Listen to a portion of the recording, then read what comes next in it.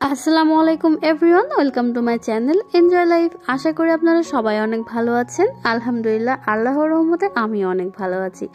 আজকে একটু স্পেশাল একটা রেসিপি নিয়ে চলে আসলাম।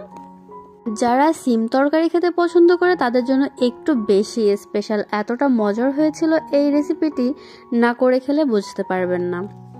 আর আপনি যদি আমার চ্যানেলে নতুন হয়ে থাকেন তাহলে অবশ্যই চ্যানেলটিকে সাবস্ক্রাইব করবেন প্লিজ। পাশে থাকা বেল আইকনটিকেও ক্লিক করে দেবেন।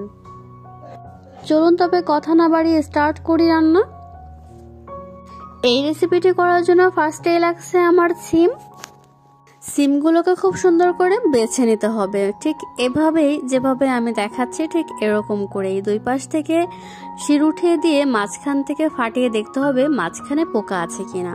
প্রত্যেকটা সিম বেছে নেবেন। গাছের সিমে পোকা থাকতেই পারে, স্বাভাবিক ব্যাপার। সিমগুলোকে টুকরো করে এক সাইডে সরিয়ে রাখলাম। নিয়ে নিলাম দুইটা আলু দুটিকে প্রথমেই খোসা ছাড়িয়ে পরিষ্কার করে নেব। এরপর চিকন চিকন স্লাইস করে কেটে নিতে হবে। একেবারে চিকন করতে হবে না, মিডিয়াম সাইজে করে নিলেই হয়ে যাবে। আমি ঠিক যেভাবে দেখাচ্ছি এভাবে করে স্লাইস করে নেবেন। প্রথমে গোল করে কেটে নিয়ে এরপর এক পাশ থেকে চিকন চিকন করে স্লাইস করে কেটে নিতে হবে।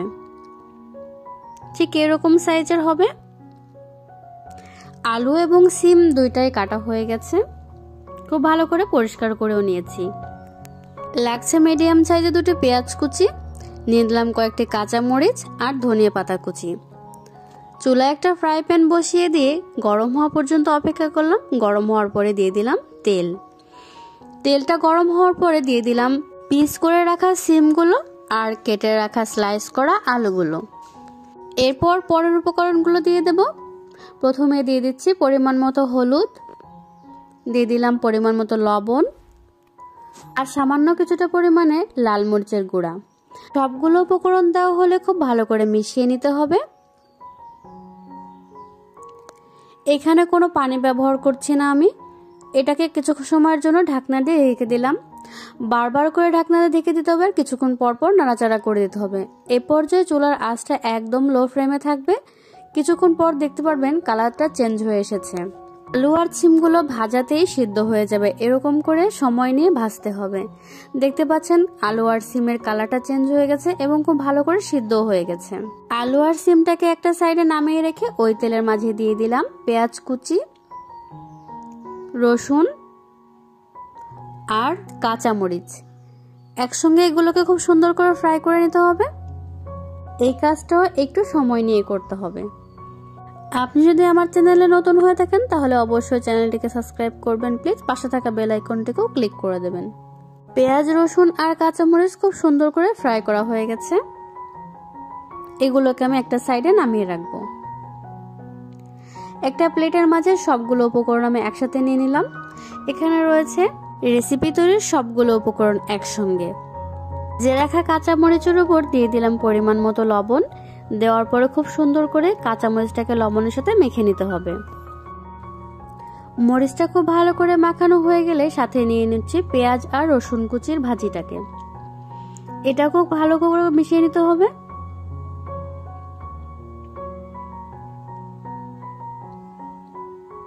এরপর নিয়ে নেব ধনিয়া পাতা কুচি। সবগুলো উপকরণ খুব ভালো করে মেখে নিতে হবে।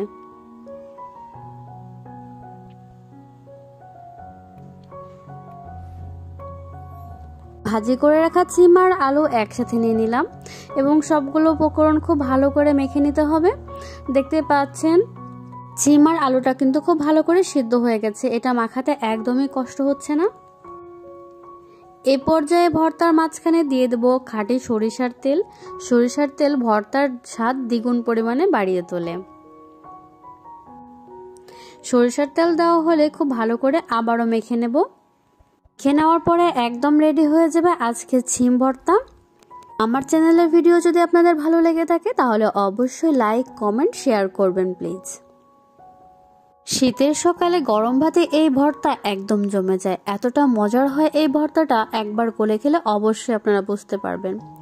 ভিডিওর প্রথম থেকে শেষ পর্যন্ত আমি যেভাবে দেখেছি একইভাবে আপনারাও চেষ্টা করবেন, তাহলে এতটাই মজার হবে আপনার ভর্তাটিও।